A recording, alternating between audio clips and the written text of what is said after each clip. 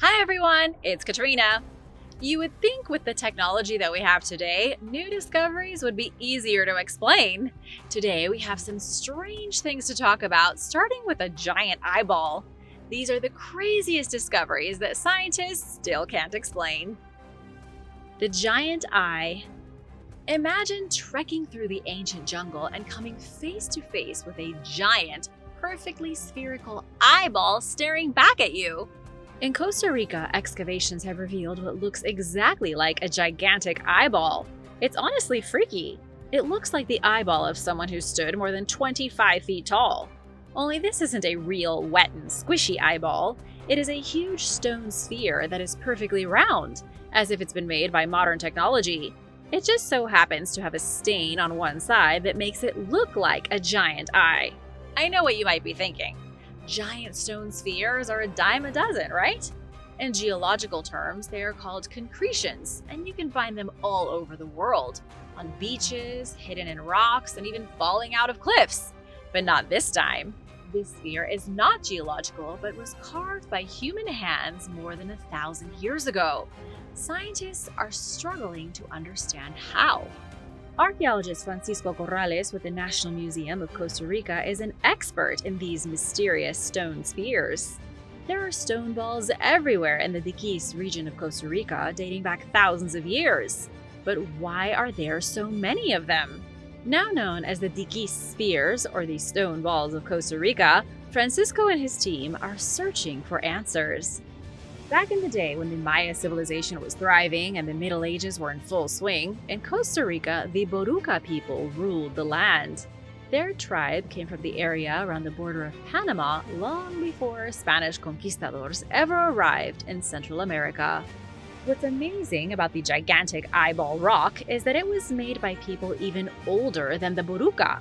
Francisco Corrales said the 15 spheres they found in just one archaeological site were made between 300 and 1500 AD by the predecessors of the Boruca. This mystery civilization is so poorly understood that scientists don't even have a name for them. One thing is clear, these massive stone balls were important. They are all located in important settlements. Some formed patterns or alignments that had obviously been arranged with great purpose and care. Others were placed outside the entrance of a place of power, such as a chief's home or an important community center. The sheer amount of these sculptures in important places means that they were used as symbols of status or power with the Boruca culture, the Diquís culture, and the people who came before them. Researchers are amazed by the quality of the spheres and how the ancient people were able to make them so perfectly. There must have been some sort of advanced manufacturing process involved, since there are so many in all different sizes and they have a nice finish on the surface. Francisco said some of the spheres are 96% perfect, even after all this time. Even though nobody truly knows what they were used for, they were all built with perfection in mind. Some wild theories related to the stone balls of Costa Rica include that aliens made them. Of course! They are just too perfect to have been made by humans. Another theory links the spheres to the mythical lost city of Atlantis. Some proponents of this idea argue that the Diquís people were Atlanteans who escaped the sinking of the continent and brought their advanced technology to Central America. The spheres point to other megalithic sites, or ones formed some sort of map or navigational device. Which theory do you like the most? How did this ancient group figure out how to carve such masterfully circular spheres? I mean, it's hard enough trying to draw a circle on a piece of paper, let alone try to carve a sphere in 3 dimensions. Have you ever tried it? This nameless culture did it using nothing but other rocks and primitive tools made from granite. Then they transported the spheres to where they wanted to leave them, which is impressive, seeing as some weigh up to 25 tons. That's a whole other level of mystery right there. Archaeologists and other researchers are excited about looking at the partially buried spheres found in this new site, since they are extremely well preserved, and finally might reveal some answers about the mysterious stone balls of Costa Rica. The pyramid from before the flood. Forget Egypt. There is a megalithic site that suggests a civilization thrived thousands of years before the first pharaoh even donned a crown or a headpiece. Could it rewrite our understanding of history? Gunung Padang is the newest and most exciting mystery in the world of archaeology. It's believed to be the megalithic site of a great pyramid that stood before the biblical flood. But here's the surprise. The pyramid is nowhere near Egypt. It is all the way on the other side of the world in Indonesia.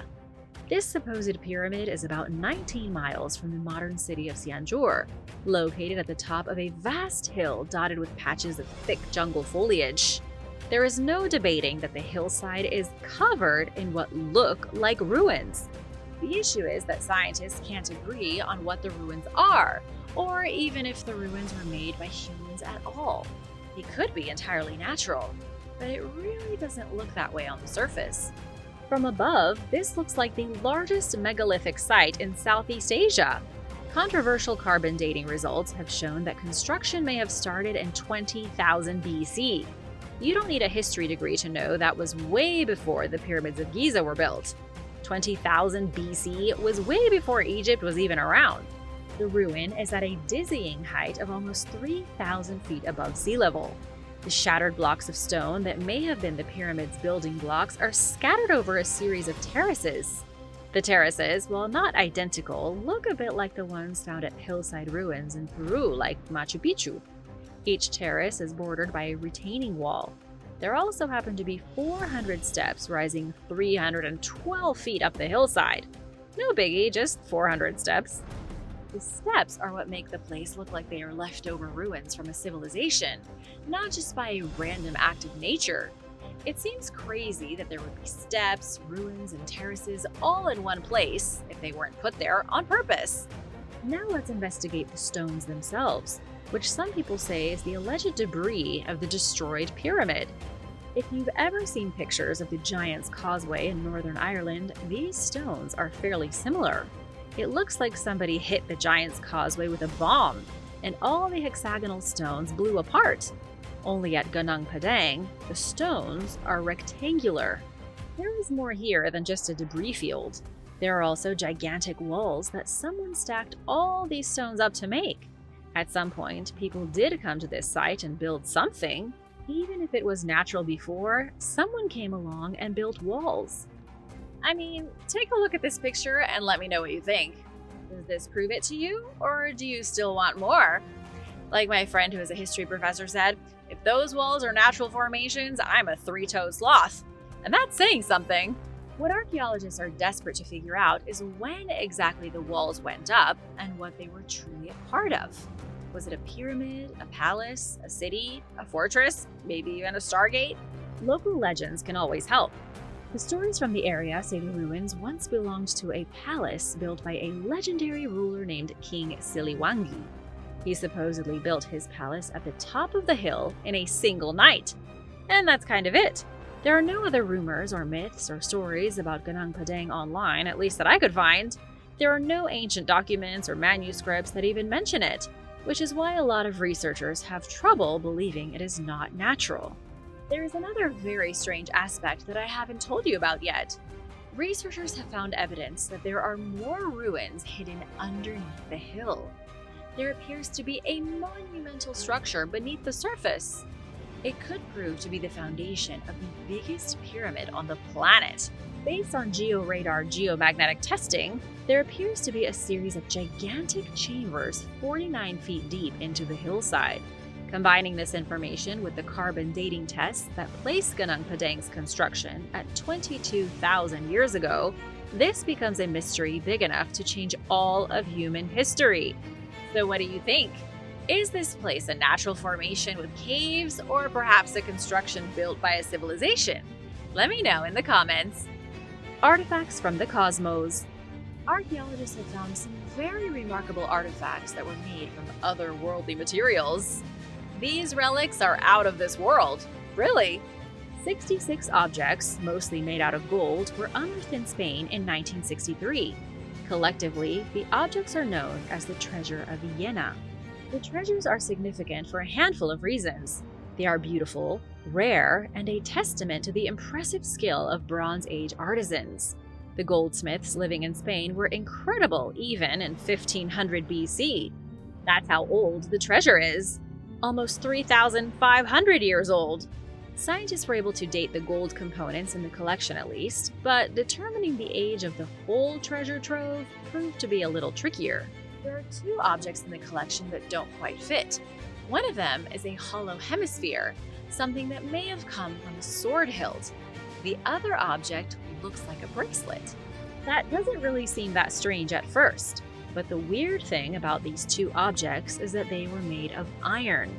But humans in Spain didn't start smelting iron until around 850 BC, 600 years later, during what we call the Iron Age, hence the difference between the Bronze Age and the Iron Age. Researchers started wondering how iron objects were made more than 600 years earlier than they should have been. To solve the mystery, scientists conducted a full, meticulous analysis of the artifacts. Mass spectrometry revealed they were both made from meteoric iron. This means the iron came from space and humans didn't make this at all. So that solves that mystery, but it raises another question. How did these ancient people know that this material was special? What made them want to keep it and make items from it and keep it in the treasure trove? Let me know any theories that you have. And now for a quick break because it's shoutout time! I want to give a huge thank you to Rob Robbo for the super thanks. It really means a lot. Be sure to subscribe to join the Origins Explained family if you haven't already. Viking Games. What secrets does a tiny piece of glass, no larger than a piece of chocolate, hold about one of the most infamous events in English history? Buried beneath the sands of Lindisfarne Island, a rare relic has been unearthed that links the island to the dawn of the Viking Age, revealing a surprising connection between violence and play.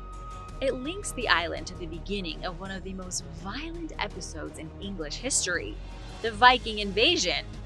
The object in question is from a Viking board game. It's a small piece of blue and white glass made in the shape of a crown. There are little white glass droplets on top that form the ridges of the crown. Researchers think it's from the game or King's Table in English, which I think we'll go with that. It took scientists a long time to figure out how to play this ancient game. It hasn't been played by the masses for more than 300 years, but for centuries after King Harold landed in England in 800 AD, it was a popular pastime. I'm going to give you some details so that if you want, you can play it yourself with your friends. King's Table is a strategic board game designed to mimic a Viking raid.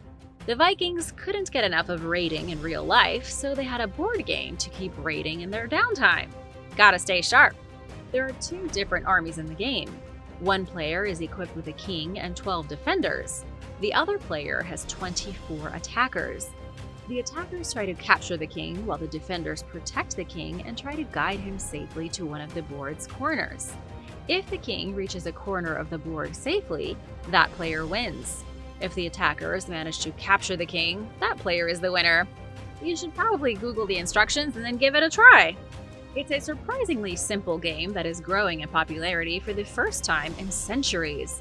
In 2008, the first World Hennefettafel tournament was held in Shetland, the very place that was ransacked mercilessly by the Vikings for decades.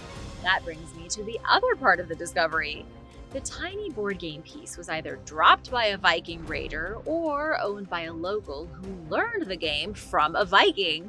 Lindisfarne Island is one of the most famous religious islands in the world, known for its illuminated gospels that were made on the island's original monastery in the 8th century. It's also known as the Holy Island of England. The Holy Island became the site of an unfortunate encounter in 793. It was the very first place the Vikings raided when they landed in Britain. The violent, bloody, and merciless attack on the island monastery initiated almost 300 years of subsequent destruction, which would shape Britain into what it is today. One of the greatest mysteries of the island is that nobody knows where the exact location of the first monastery is. There are ruins on the island now, but they are from a later priory. Excavations have revealed a cemetery and some random buildings, but archaeologists have never been able to find the original monastery. The gaming piece was pulled out of a trench from around the 9th century. Lead archaeologist David Petz said the game piece dates to around the time of the first raid. That's quite interesting because it shows that if a Viking didn't drop it during the raid, Norse culture had already infiltrated England. The monks on the island may have already known about the game and were playing it before they were assaulted by bloodthirsty berserkers.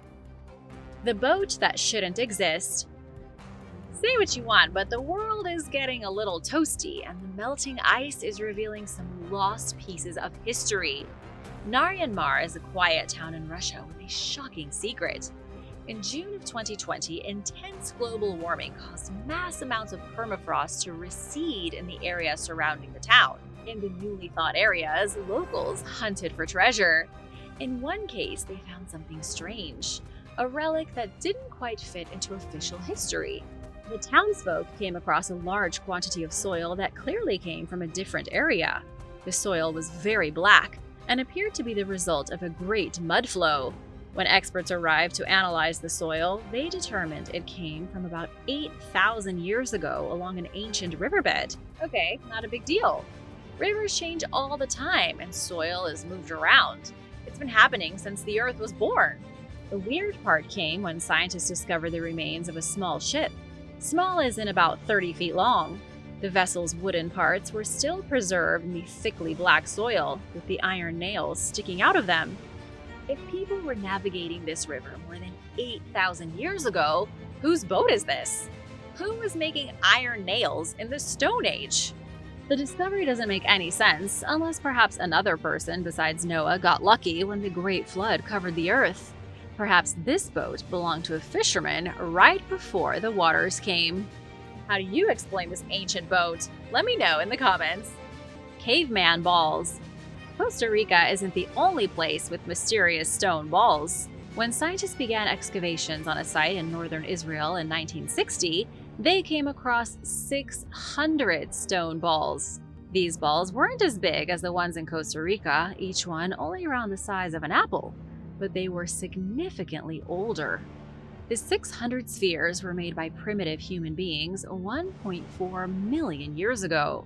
They were found alongside strangely sophisticated stone tools, such as hand axes.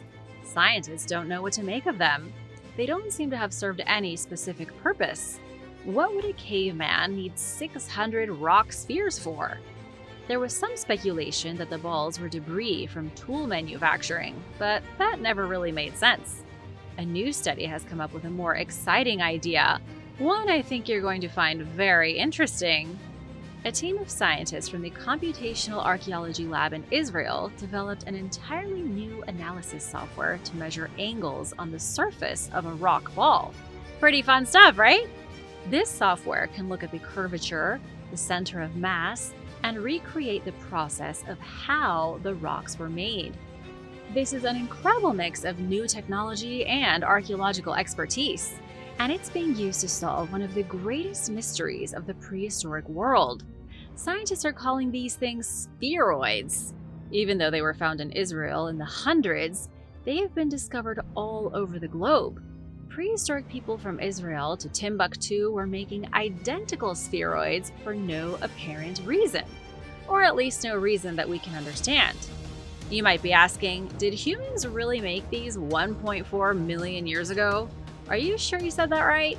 The answer is yes. Human beings did exist 1.4 million years ago, specifically the species Homo erectus, often referred to as upright man. The new software revealed that the orbs were made by chipping away the outer bits of stone in an attempt to get them perfectly circular. They definitely were not made by any natural process. It took a great deal of dexterity and skill, according to lead author Anton Mueller. It seems like the ancients were trying to perfect the sphere. Most researchers think the orbs served no purpose whatsoever. They were only made because Homo erectus was curious and artistic. How do you like the sound of that? Scientists may have just confirmed that our ancient relatives were doing arts and crafts up to 2 million years ago. That's when the oldest spheroids have been dated from sites in Africa. Homo sapiens didn't even exist, and these creatures were carving juggling balls. But there has to be a reason, right? Maybe they were projectiles or ammunition for slingshots. Maybe they showed status and wealth, or had some sort of religious or spiritual significance. There must have been a deeper reason for making these. What do you think? Let me know which theory you like best in the comments. The shoe print from the dinosaur age. And now we have the mystery of the 200-million-year-old shoe print. Is it impossible, or is it evidence of a human civilization that existed when dinosaurs still ruled the earth? This shoe print was found in 1917 by an employee of the Nevada mining company named Albert E. Knapp. According to a letter that was allegedly written by Albert, dated January 15th of that same year, he found the fossil while walking down a hill. Albert picked it up, put it in his pocket, and examined it later when he got home. Albert had assumed he had found a dinosaur fossil, which would have been really exciting. But when he scrutinized the fossil later, he realized it was a shoe print. Not a full shoe print, only the heel. It looked exactly like the imprint of the heel of a shoe. Albert could see the hand stitching along the leather sole and the indent left by a human foot. He was too excited to keep the story to himself. You would be too if you found a fossilized human shoe. So Albert told everybody he could. The strange object found its way into the media and even appeared in a New York Times article in March of 1922. In the New York Times, the article said the shoe would fit nicely a boy of 10 or 12 years. The edges are as smooth as if freshly cut. The surprising part of it is what seems to be a double line of stitches. The report goes on to say that the leather was thick and appeared slightly beveled. The symmetry was perfectly maintained throughout the entire fossil.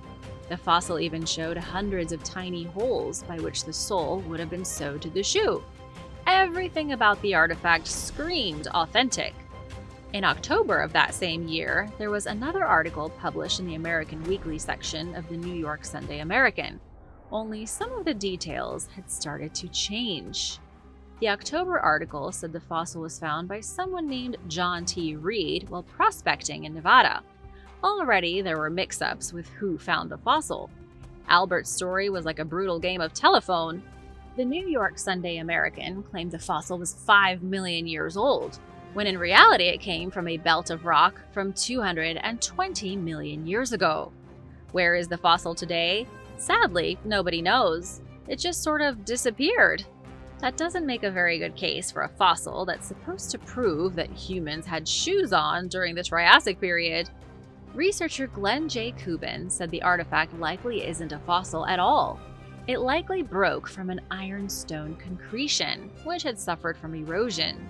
These kinds of concretions are known to show ovoid shapes and concentric banding. In essence, the fossil of the shoe might be nothing more than a convincing rock, like a cloud in the sky that looks like a dinosaur. Glenn thinks it was just a rock that happened to look like a shoe. What do you think? Did humans live alongside dinosaurs, or did Albert find a really confusing rock? The pole with a mysterious past. A mystery has been growing in an ancient Indian temple for the last 1,600 years. Scientists and archaeologists alike are struggling to make sense of the mystical iron pillar that defies scientific reason. Some say it is evidence of a prehistoric civilization. Others believe it is just an anomaly. Regardless of what anyone says, there is no disputing the facts. This ancient iron pillar refuses to rust even a little bit. It can be found in the world-famous Qutb funerary complex in Delhi. Some call it simply the Iron Pillar. Others call it the Ashoka Pillar. It is more than 21 feet tall and could be a lonely remnant of a time when extraterrestrials walked among us. In 1333, world traveler Ibn Batista wrote about his journey to Delhi. He said the awe-inspiring column was called the Haft Jush, meaning 7 metals. Nobody Ibn talked to knew what metal it was made out of or how long it had been standing in Delhi. All anyone knew was that the pillar refused to fall, never rusted, and has unknown origins. The mystery pillar didn't always stand in Delhi. It's been back and forth across India as different armies looted it during fearsome battles. One story says that when Sultan Iltutmish sacked the Hindu city of Madhya Pradesh in 1228, he stole the pillar and brought it to Delhi. Another story claims that the pillar was stolen by King Anangapala II in 1050 AD. Even if those tales are true, the pillar is still far older than both of those kings. The oldest inscription on its surface is written in an Indian language called Brahmi. The inscription mentions King Chandra. But there are two King Chandras. One is from around 400 AD and the other ruled in 350 BC. As you can tell by now, nothing about this iron pillar is written into stone. No one knows how old it is or where it came from. The main inscription on it simply says it was a banner pole for the god Vishnu. This is where things are going to get weird, as I'm sure you knew they eventually would. Vishnu is one of the most important gods in Hinduism. He is part of the Holy Trinity. Yes, the Holy Trinity does exist outside of Christianity. In Hinduism, the Holy Trinity consists of Brahma, Shiva, and Vishnu. Vishnu is the protector of all things. He guards the realm of humans, fights demons, and maintains the cosmic harmony. Without him, everything would fall into disorder and chaos. This strange iron pillar could date to whenever Vishnu and his fellow alien gods arrived in this world. The metal that the pillar is made out of has seemingly impossible properties. A new study conducted by Professor Balaram Pani and his colleagues found that the metal has corrosion-resistant properties. It won't rust because of a protective film around it. The pillar's shield decreases its corrosion rate from an astonishing 0.395 mm to 0.040 mm per year. What kind of ancient technology is this? A pyramid mystery. Something very strange is happening at the pyramids in Egypt. A new structure was found in the beginning of 2024 under Giza that could be an entrance to something far stranger and deeper. The structure was discovered right next door to the pyramids in the middle of the Western Cemetery. The Western Cemetery was used for burying royal family members, people who were important, but not important enough for their own pyramid. In the cemetery, there is one really weird area without a single above-ground structure. Curious, a team of international scientists from Egypt and Japan used electrical resistivity tomography to scan the area beneath the barren part of the cemetery. I don't really know what that is, but let's go with it. I'll try to explain it a little. Electrical currents are sent into the ground and resistance is measured to detect any remains along with ground-penetrating radar, a technique that sends radar into the ground and after it bounces back, maps the underlying structures. They found an anomaly at a depth of about 6.5 feet. The anomaly is an L-shaped structure at least 33 feet long. According to the team's readings, the structure is a highly resistive anomaly. That means it could be either an air void or a mix of sand and gravel.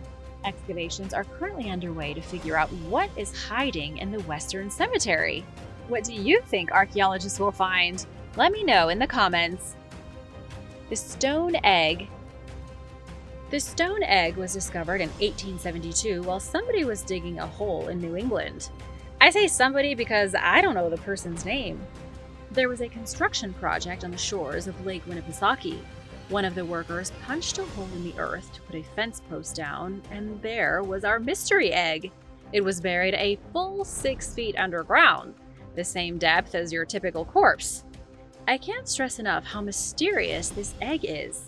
Its origins are way weirder than the giant stone eyes of Costa Rica or the weird spheroids of our primitive ancestors. This egg might be the weirdest relic on the planet. Amateur archaeologists have been speculating over its origin for decades. Professional archaeologists are so stumped they don't even like talking about it. I'll start with the weirdest part. The rock type isn't even from New Hampshire. It couldn't have possibly been made in the area. Secondly, there isn't another object like it in the United States. No other artifact from any Native American tribe from the tip of Alaska to the end of Patagonia made anything like this egg-shaped object. It's absolutely one of a kind. But what in the world is it? The stone egg is approximately 4 inches long, 2.5 inches thick, and weighs 18 ounces.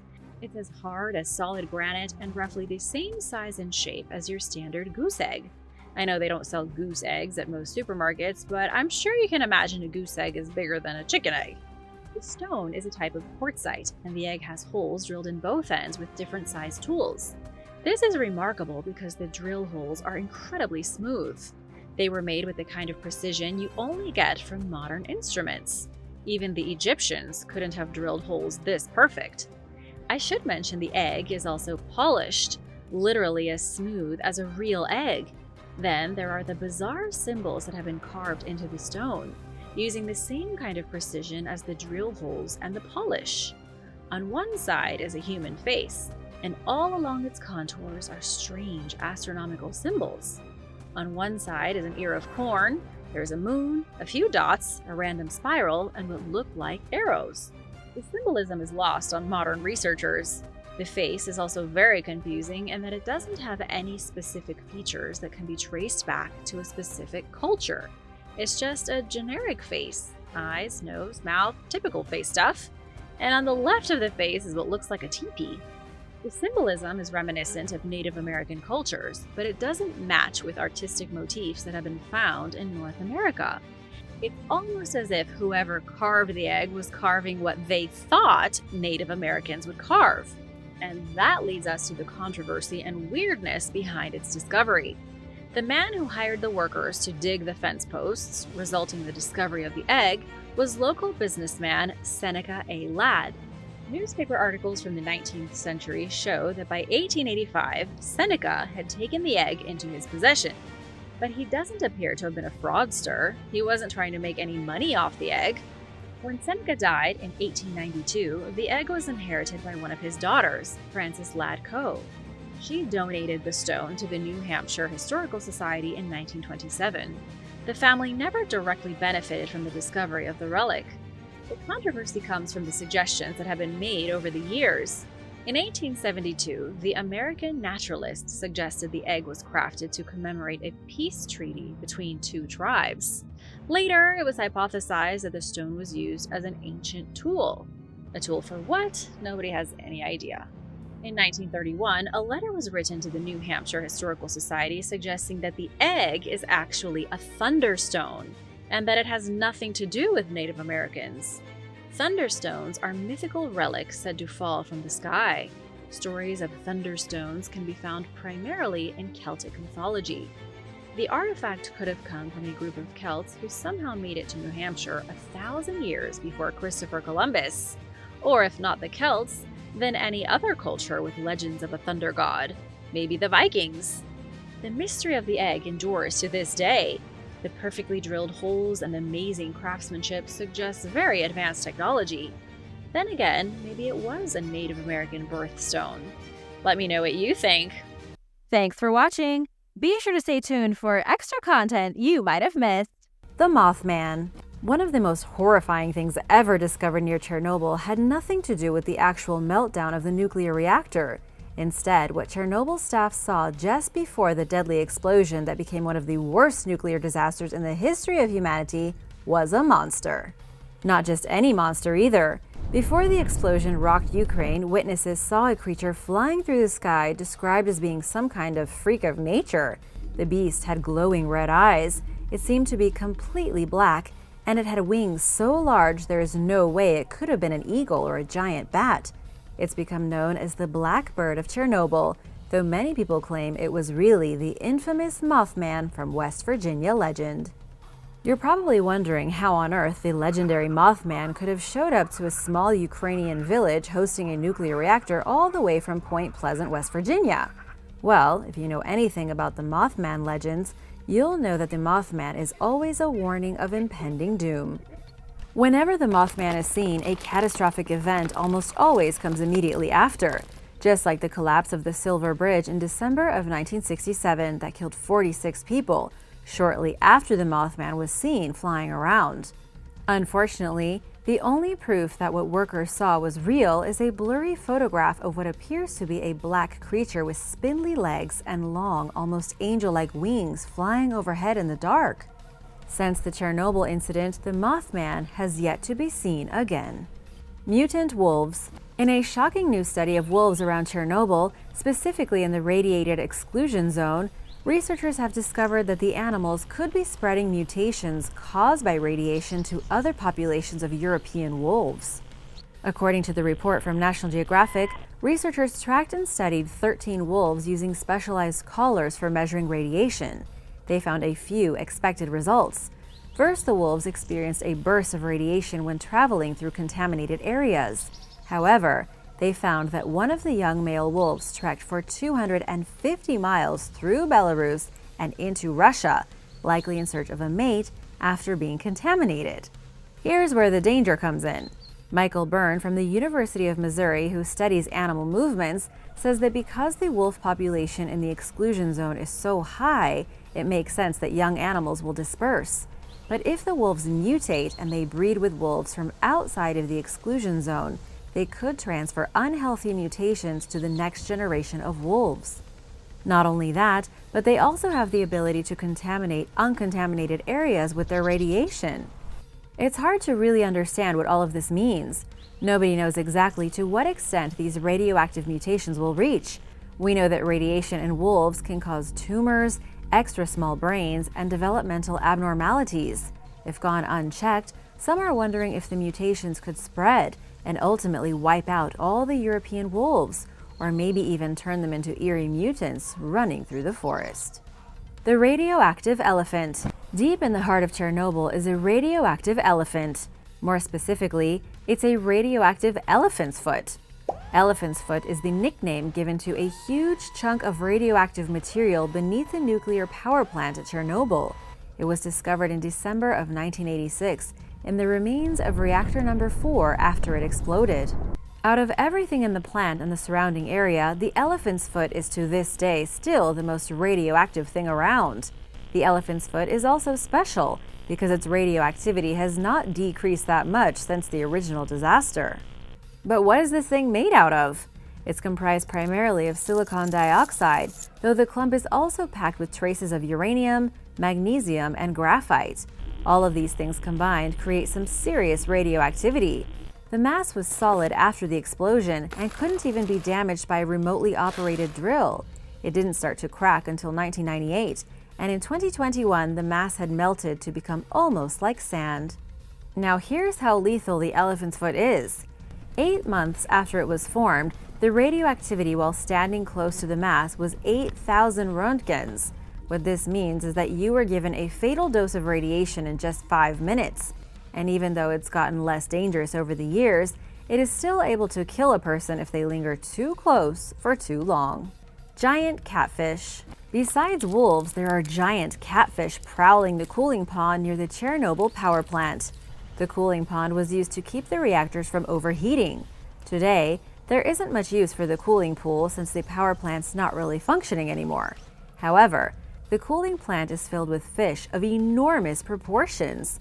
Some of these fish are monsters, much larger than average. But what you might not believe is that radiation has nothing to do with the preposterous size of these huge catfish. What a lot of people don't realize is that radiation doesn't usually mutate things to become giant versions of themselves.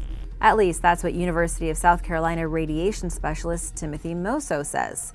He says that instead of growing to be gigantic, animals that are mutated instead become less efficient.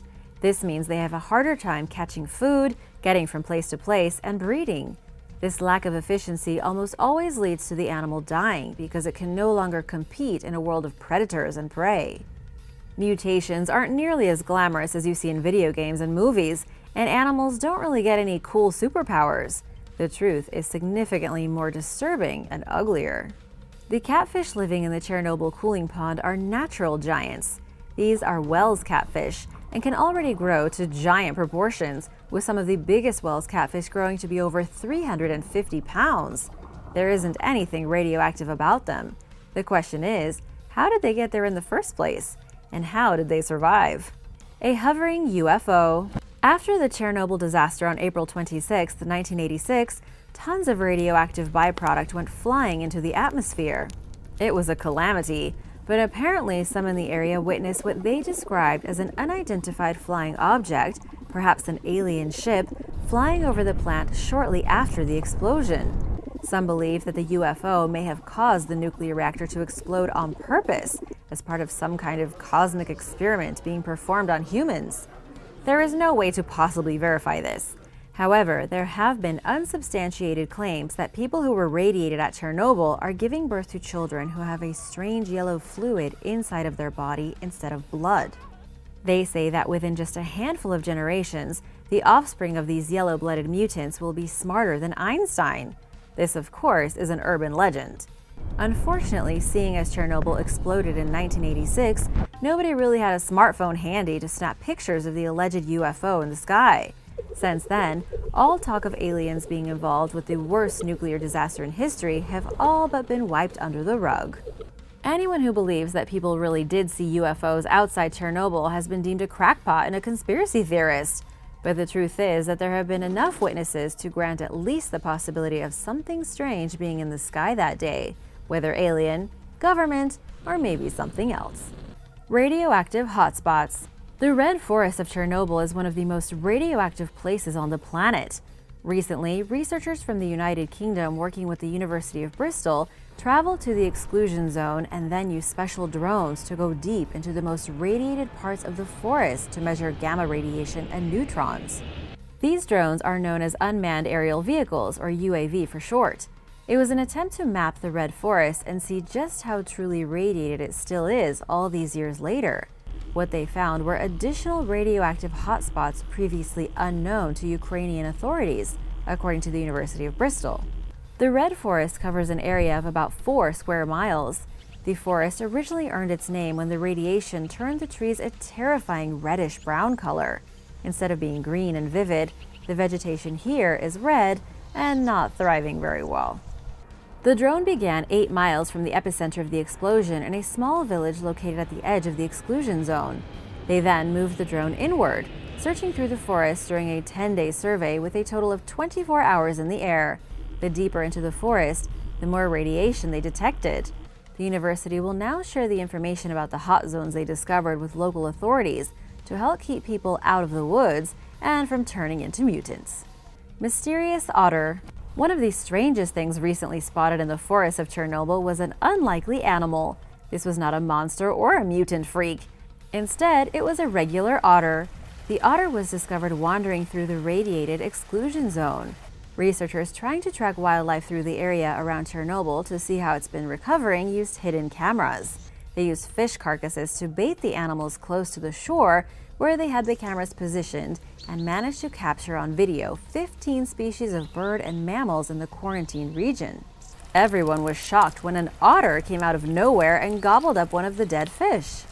This was the first time that researchers spotted such an animal inside the exclusion zone since humans left in 1986. Even more shocking is that the cameras also captured images of white-tailed eagles and American mink. It's unclear whether any of these animals are highly mutated or dangerous. It's not clear if there's a family of otters living nearby, but as far as anyone can tell, the animals seem perfectly healthy and not in the least bit affected. 98% of the fish the researchers put out was eaten, which is a high rate of scavenging. The researchers were very excited and take this as a great sign that wildlife is now thriving. Birth defects. The most tragic thing that happened following the Chernobyl nuclear disaster has been a string of birth defects. The men and women who lost their lives trying to contain the nuclear disaster were very courageous, and their loss was also tragic. But since 1986, physicians in the region have reported a spike in birth defects that is nothing short of heartbreaking. Many children in southern Belarus and northern Ukraine have been suffering congenital birth defects that leave them crippled and mangled for life. A study done by the American Academy of Pediatrics found a direct correlation between dangerous levels of strontium-90 and birth defects. Strontium-90 is, of course, a radioactive element produced thanks to nuclear fission. It's no surprise that such a volatile element would cause such harm. And while I'm not going to get into the specifics of the birth defects because it really is quite sad, there was another study done by UNICEF that has suggested at least 20% of adolescent children in the country of Belarus have been born with a serious disability because of a birth defect. As you can imagine, having 20% of children disabled because of a birth defect is a shocking number. It should be closer to the 0% mark, which really makes you wonder just how far the radiation went. and for how much longer we will see its after effects. A horrifying new species. There has been a rumor going around that a disturbing new species of monster has been born from the radiation surrounding Chernobyl. Pictures of the monster have been uploaded online. It has black leathery skin, dark and evil eyes, and a face unlike anything you've ever seen before. It seems to be a very real monster that maybe lost all its hair because of all the dangerous radiation. It's more of an urban legend than an actual real creature. The so-called proof was an image of something else, but people are still afraid there is some sort of scary monster species roaming the forest. Other than some rumors and anecdotal reports of creatures, no mutant werewolves or night monsters have been found in the woods outside Chernobyl. The picture that has been going around describing the creature is actually an Andean bear who goes by the name of Dolores. Dolores and a few other bears came from the Andean mountains of South America after being discovered suffering from some kind of strange hairless disorder. These bears didn't lose their hair because of radiation. It was something altogether different. Animals rule Chernobyl. The nuclear reactor at Chernobyl exploded over 30 years ago. Since then, people have not been living in the affected area. And while we know that there have certainly been some very terrifying birth defects in animals and humans, something else has come from all the turmoil. With a huge area around Chernobyl and Pripyat becoming uninhabitable for people, animals have moved in at astoundingly high levels. I've already told you about otters and wolves, but National Geographic says there are many more exotic species living in the area, such as brown bear, lynx, beaver, deer, owls, moose, foxes, and plenty of others, making it what scientists are calling a wildlife sanctuary. This is one of the rare times when humans have left some place indefinitely while it was still relatively normal. Sure, there's some radiation, but at the edges of the exclusion zone you would never know. The vegetation looks normal, there are still bugs and critters, and animals are thriving without any human intervention. The exclusion zone straddles the border of Ukraine and Belarus. Studies have shown that large mammals on the Belarusian side of the zone have increased dramatically since the explosion. During a short 5-week survey, a team of scientists documented 21 boar, 60 raccoon dogs, 9 badgers, 26 gray wolves, and even a bison. One of the scientists said it was just incredible because you literally can't go anywhere without bumping into a wolf. Unfortunately, there aren't really any other places like the exclusion zone where animals can really be free from human interaction. Nature has risen from the ashes. Thanks for watching. Would you dare visit Chernobyl? Let me know in the comments below, and be sure to hit that subscribe button if you haven't already. See you next time. Bye!